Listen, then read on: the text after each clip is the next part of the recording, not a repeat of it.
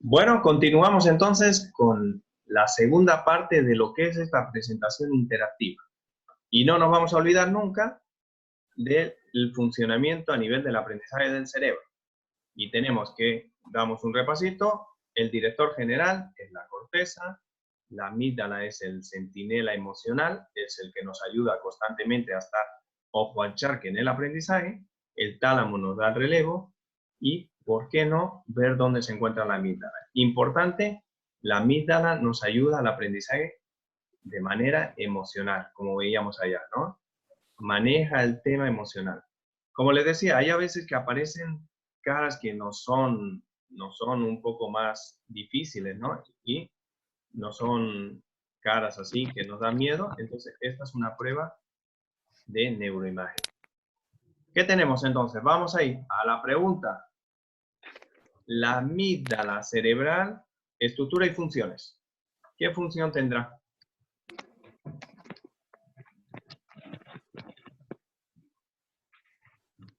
¿Ven la preguntita? Hemos dicho.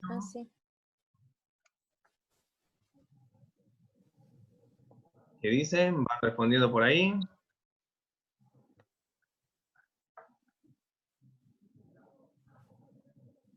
Será la una. Es una región del cerebro que los sentimientos, la conducta sexual, la agresividad, el control de ingesta. ¿Cuál es su estructura y su función de la amígdala cerebral? ¿Qué dicen?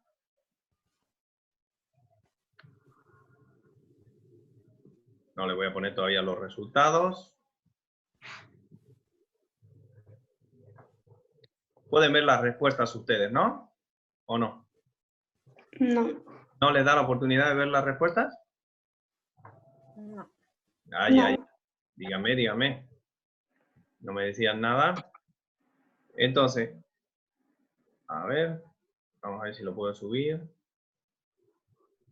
Es una región del cerebro que se encarga de hacernos sentir emociones, sentimientos, afecta a la estructuración de recuerdos, a la conducta sexual, influida por la actuación, vinculada a la agresividad o el control de ingesta. ¿Cuál será su estructura y su función de la amígdala? Ahí quiero ver esas caritas para que vayan respondiendo. 1, 2, 3, 4, 5, 6. ¿Qué tal, Daniela? ¿Contestó? Sí. ¿Gaby? También. Entonces la pregunta era la que teníamos ahí, ¿no? Muy bien, vamos a ver las respuestas, ¿cómo está? ¿Qué hemos respondido? Vamos a ver, no me lo pierdo. Es la región que se encarga de las emociones, que no es lo mismo que sentimientos, ¿ya?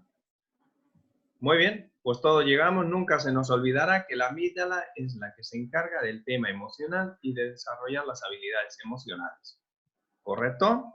Que nos van a ayudar para solucionar muchos problemas educativos. Qué bien, ¿no? ¿Contento? Nunca se nos va a olvidar, ¿no? ¿Boris se le va a olvidar? Nunca. No. Y ahí aparece un concepto importante que se acuerdan en la segunda semana, que era el tema de la empatía, ¿no? Que era a través de esas neuronas espejo. Con la presentación de la doctora, nos dicen que es la capacidad que tenemos de estas neuronas para percibir las actividades que realizan otros y la intención que les motiva, ¿no? Trasladarnos y meternos dentro de casi el cerebro de las personas. Entonces, ¿qué tenemos? A la pregunta, las neuronas espejo, ¿cuál es la función más determinante para aplicar en la educación? ¿Por qué las deberíamos aplicar en la educación? Este concepto de las neuronas espejo. ¿Ven las respuestas? Dice, levanta sus cabezas, la votación está cerrada. Ah, ¿ya está cerrado? Sí. Dice, no nos permite votar. Bueno, había que haber hecho ahí un cambio.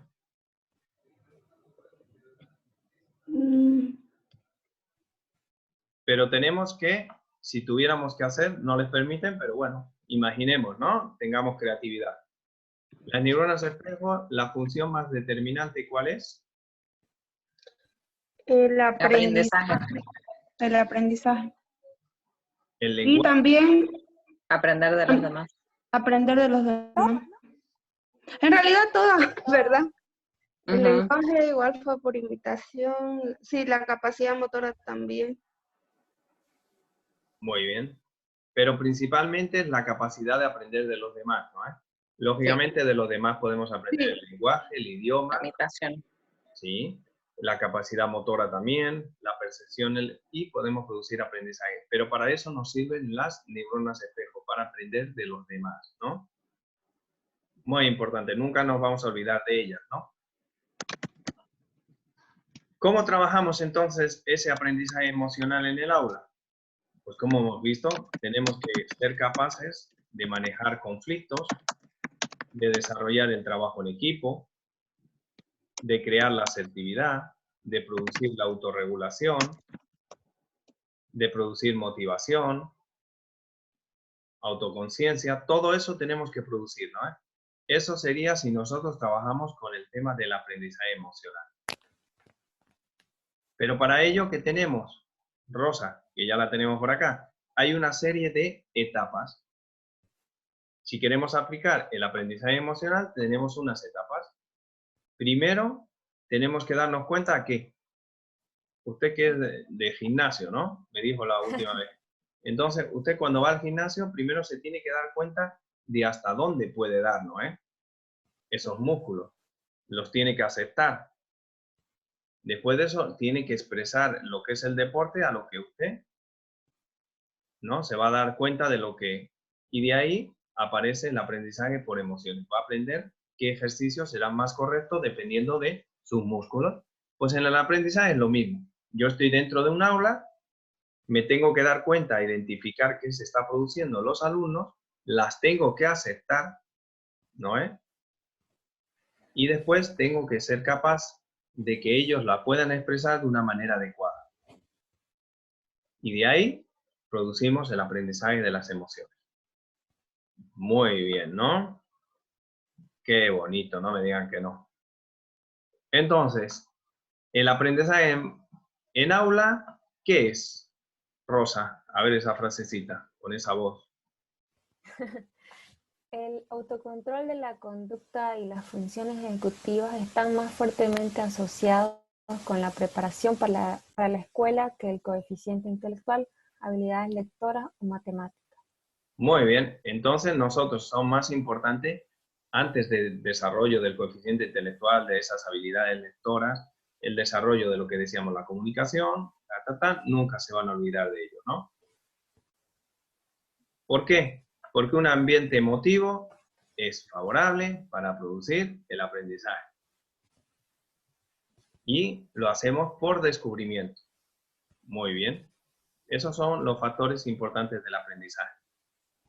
Es muy importante que nosotros podamos producir lo que es el aprendizaje. Imagínense, ¿cómo se produce el aprendizaje? Ahora mismo. En esta recreación se está produciendo, ¿no lo ven? Así se produce el aprendizaje. Siempre que produzcamos ¿qué?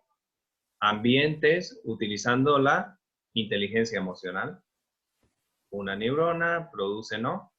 Conocimiento, va transmitiendo a otro y va creando una red neuronal. Pero si esa red neuronal queremos que sea persistente y que la podamos utilizar en cualquier momento, tiene que ser emocional.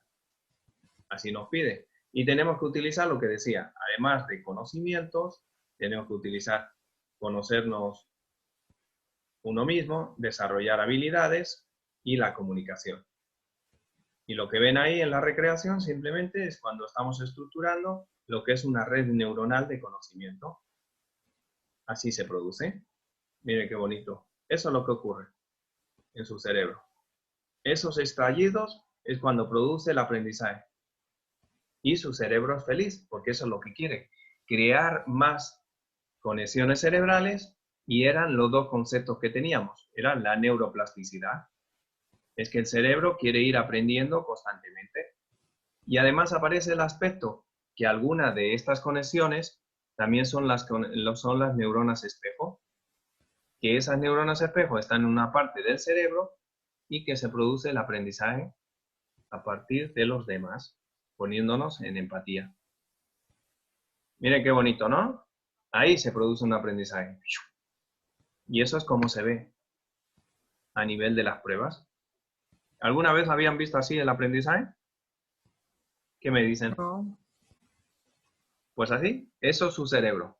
Ahora mismo su cerebro, si hemos podido trabajar en el tema emocional, va a producir eso, esta lluvia de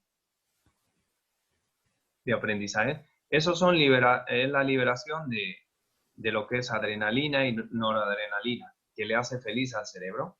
Son los neurotransmisores. Lo que hacen las drogas, su cerebro lo hace de forma natural siempre que se produce un aprendizaje. Entonces, ¿cómo no va a querer el cerebro que le liberen ese si le produce placer?